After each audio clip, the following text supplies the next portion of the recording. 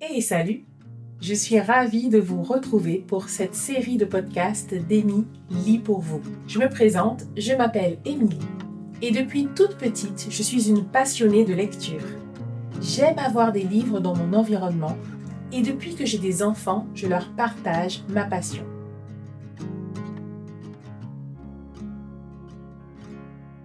Aujourd'hui, je vous présente un ouvrage qui s'appelle « Les langages de l'amour ». Il a été écrit par Gary Chapman et il se trouve aux éditions Farel.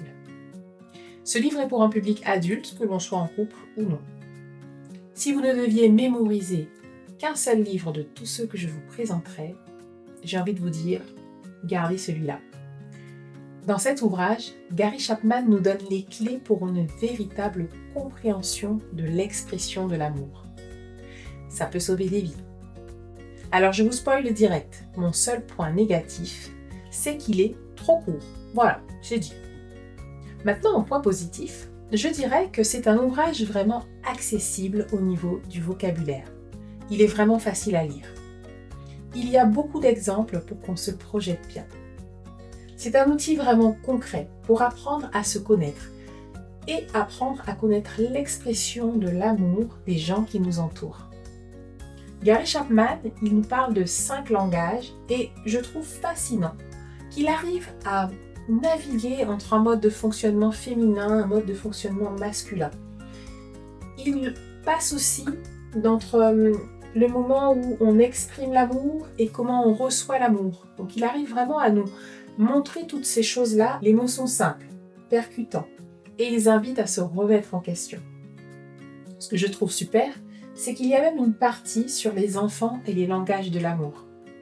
À la fin de l'ouvrage, vous avez aussi un endroit de réflexion spécifique pour les couples et il y a plein de questions. Par exemple, que devient l'amour après le mariage? Des choses sur le coup de foudre. On vous parle aussi des différents langages de l'amour dont vous pouvez avoir des mises en application vraiment concrètes. Cet ouvrage a aussi été décliné de plusieurs façons.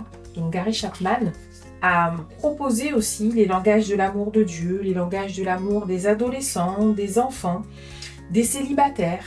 J'ai pu lire celui sur les enfants et il est également très enrichissant. Je vous en ferai sûrement un épisode prochainement. Le petit truc en plus que je pourrais vous conseiller, quand vous commencez à fréquenter quelqu'un et que vous sentez que voilà, vous avez envie d'apprendre à beaucoup plus vous connaître, c'est intéressant de lire cet ouvrage ensemble, même si vous l'avez déjà lu avant et que vous étiez tout seul. C'est un support indispensable pour bien démarrer et éviter les malentendus. Allez, je m'arrête là pour aujourd'hui, mais n'hésitez pas à me dire en commentaire si vous l'avez déjà lu, ce que ce livre vous a apporté et ce que vous en pensez. Likez, partagez.